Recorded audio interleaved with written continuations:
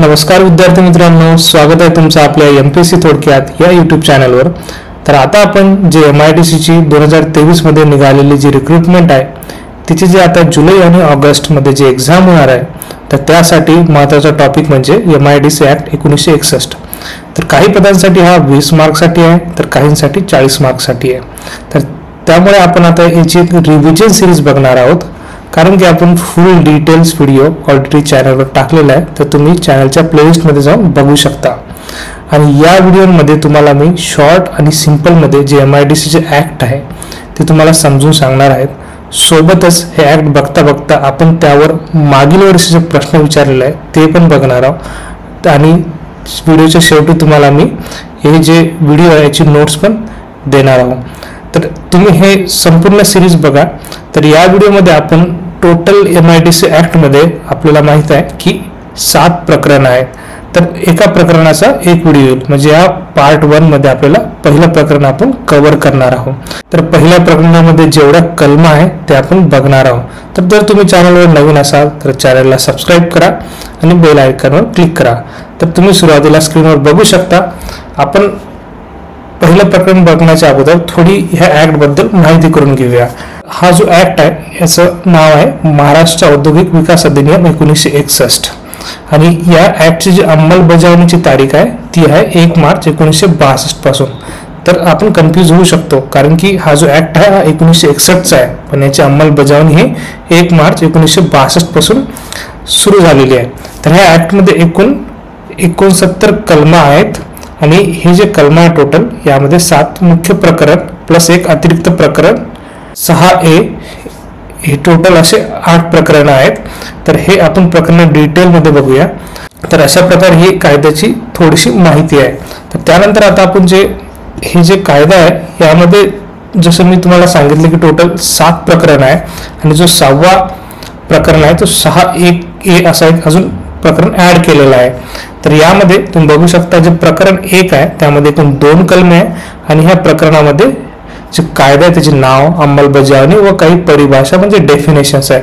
तर अशा प्रकारे प्रकरण 2 म्हणजे MIDCची स्थापना व रचना आहे, त्यामध्ये 3 ते 13 कलमे समाविष्ट आहे। त्यामध्ये MIDCचे मंडळ काय, कोणते सदस्य, अधिकार, तर अशा प्रकारे टोटल हे 7 प्रकरण आहे। तर 6वा हा 6A अजून एक प्रकरण ऍड केलेलं आहे। तर हे सगळे प्रकरण आपण एका पार्ट मध्ये बघूया। तर या व्हिडिओमध्ये आपण प्रकरण 1 जे आहे ते म्हणजे प्रस्तावना, यामध्ये 2 कलमे आहेत, तर त्या दोन्ही कलमे बघणार आहोत आणि त्यावर कोणते प्रश्न विचारले गेलेले आहे मागच्या वेळेस तर ते सुद्धा आपण बघणार आहोत।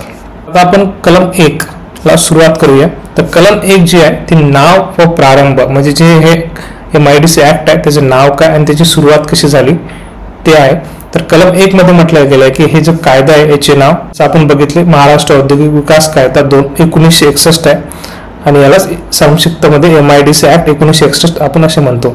याची अंमलबजावणीची तारीख 1962 साली हा कायदा लागू झालेला आहे आणि याची अंमलबजावणीची पद्धत हा एक टप्प्याटप्प्याने पुरा महाराष्ट्रामध्ये शासनाच्या अधिसूचनेद्वारे याची अंमलबजावणी केलेली आहे।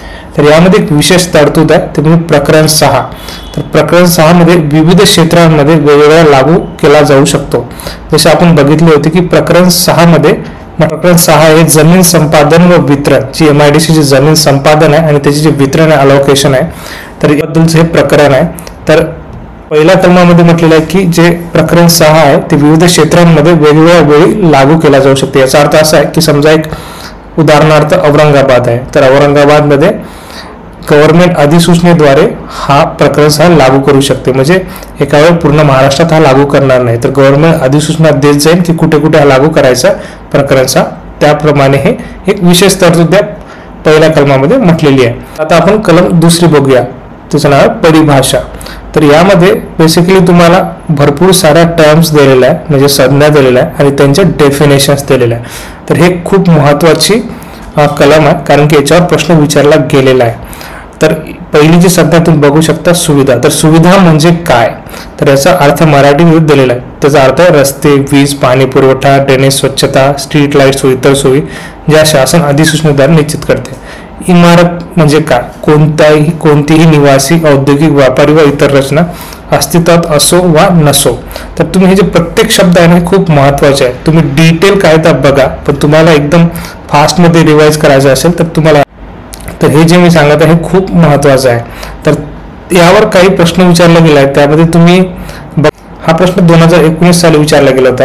यामध्ये म्हटलं होतं की महाराष्ट्र औद्योगिक विकास कायद्यानुसार विकासात यांचा समावेश होत नाही. तर तुम्ही बघू शकता टर्म आहे ती आहे विकास म्हणजे डेव्हलपमेंट. तर यामध्ये काय म्हटलेलं आहे की हा जो प्रश्न काय म्हणतोय की महाराष्ट्र औद्योगिक विकास कायद्यानुसार विकासात याचा समावेश होत नाही. तर 4 ऑप्शन दिलेले आहे. इमारतीचे विकसन, जमिनीखाली वरील अभियांत्रिक कामे, खाणकाम आणि पुनर्विकास. तर कशाचा समावेश होत नाही. तर तुम्ही बघू शकता याच्या डेफिनेशन मध्ये म्हटलेलं की बांधकाम अभियांत्रिकी जमीन बद्दल, पण त्याच्यात खाणकाम त्यांनी वगळलेलं आहे. तर त्यामुळे मायनिंग ऑपरेशन म्हणजे ऑप्शन सी खाणकाम, याच्यामध्ये खाणकाम याचा समावेश होत नाही. तर तुम्हाला या छोट्या छोट्या गोष्टी आहेत पण ह्या खूप महत्त्वाच्या गोष्टी आहेत. तुम्हाला अशा प्रकारचे प्रश्न विचारले जाऊ शकतात. तर त्यामुळे हे जे डेफिनेशन्स आहेत सगळ्या तुम्ही प्रॉपर लक्षात ठेवा, समजून घ्या की हे छोट्या छोट्या गोष्टी माहीत असणं आवश्यक आहे. तर अशा प्रकारे ज्या सगळ्या डेफिनेशन आहे तुम्ही याचे स्क्रीनशॉट काढून घ्या किंवा मी टेलिग्राम चॅनलवर ह्या पूर्णचे एक फाईल बनवून टाकेल. तुम्ही टेलिग्राम चॅनलची लिंक डिस्क्रिप्शन बॉक्समध्ये दिली आहे, ते जॉईन करून ह्या सगळ्या गोष्टी तुम्हाला भेटून जाईल. तर अशा प्रकारे हे पहिलं प्रकरण आहे. यामध्ये तुम्हाला प्रस्तावना, 2 कलमे आहेत, कायद्याचे नाव, अंमलबजावणी व परिभाषा. तर आपण कायद्याचं नाव आणि प्रारंभ बघितला, त्यानंतर त्याच्या काही टर्म्स आणि डेफिनेशन बघितल्या आणि त्यावर एक प्रश्न विचारला तोही बघितला. तर अशा प्रकारे हा पहिला पार्ट होता. तर यामध्ये मी ट्राय केलं की जेवढ्या गोष्टी कव्हर अप करण्याचा प्रयत्न, असेच आपण शॉर्ट्स व्हिडिओ बाकीच्या प्रकरणासाठी आणू आणि त्याचबरोबर तुम्हाला त्यामध्ये प्रश्न आणि उत्तरे पण मिळेल. तर तुम्हाला हा व्हिडिओ कसा वाटला नक्की कॉमेंटमध्ये सांगा. अजून तुमचे काही सजेशन्स असेल तर नक्की कॉमेंट करा. आणि तुमचे मित्र आहे या परीक्षेची तयारी करताय त्यांना तुम्ही हा व्हिडिओ शेअर करा, या व्हिडिओला लाईक करा. धन्यवाद. भेटूया पुढच्या पार्टमध्ये.